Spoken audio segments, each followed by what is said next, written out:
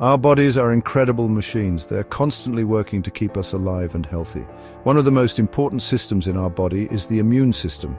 This intricate network of cells and proteins acts like a highly trained army, defending us from a constant barrage of threats. These threats come in the form of bacteria, viruses, fungi, and other invaders that can cause disease. Understanding how this complex system works is crucial for appreciating the marvels of our own biology. Imagine your skin as a protective barrier, like a strong wall surrounding a castle. This wall is very good, but sometimes there are tiny cracks or breaks in the wall. This is what happens when you get a cut, even a small one. The moment this breach occurs, it's like an alarm bell goes off inside your body. The damaged cells at the site of the cut release chemical signals. These signals act like distress calls, alerting the immune system that there's a problem. These chemical signals don't just alert the immune system, they also attract the first responders to the scene of the injury, the macrophages. Macrophages are large white blood cells that act like the body's first line of defense. Macrophages are like the body's garbage collectors. They engulf and destroy any foreign invaders they encounter, such as bacteria. Think of them as brave knights patrolling the castle walls, ready to fight off any intruders. These cells are remarkably efficient, capable of engulfing up to 100 bacteria before they themselves become exhausted. But the immune response doesn't stop there. The chemical signals released at the site of the cut also attract another type of white blood cell, neutrophils. Neutrophils are short-lived but numerous. They rush to the site of infection and release toxic chemicals that kill bacteria. Think of neutrophils as the archers on the castle walls. They fire arrows or toxic chemicals into the invading army of bacteria. Unfortunately, some of these arrows might also damage the castle walls or healthy tissue in the process. This collateral damage is what often causes inflammation and pus at the site of an infection. In addition to macrophages and neutrophils, the body also deploys a group of proteins called complement proteins.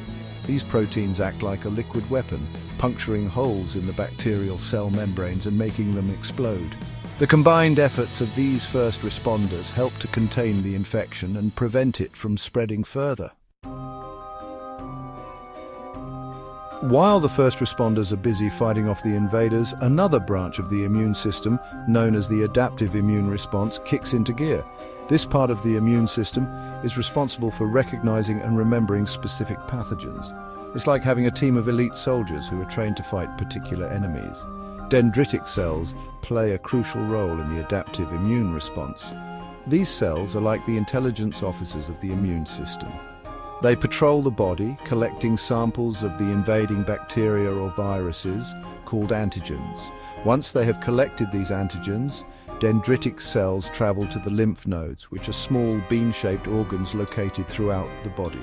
Think of lymph nodes as the command centers of the immune system.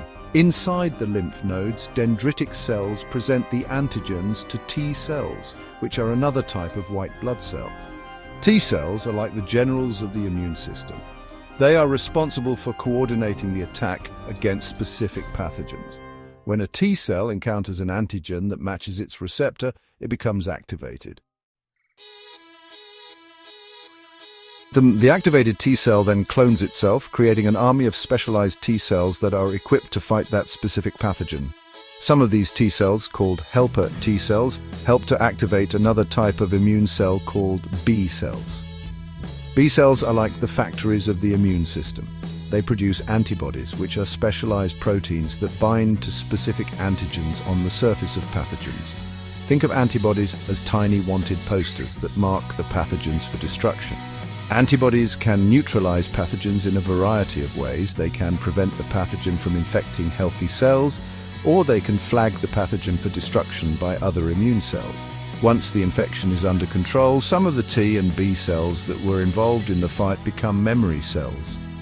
Memory cells are like the veterans of the immune system. They provide long-term immunity by remembering the specific pathogen and mounting a faster and more effective response if the body encounters it again. This is why you are unlikely to get sick from the same pathogen twice. The human immune system is a remarkable and complex defense mechanism that works tirelessly to protect us from disease. Take some time to appreciate the intricacies of this system and learn more about the amazing world within your own body.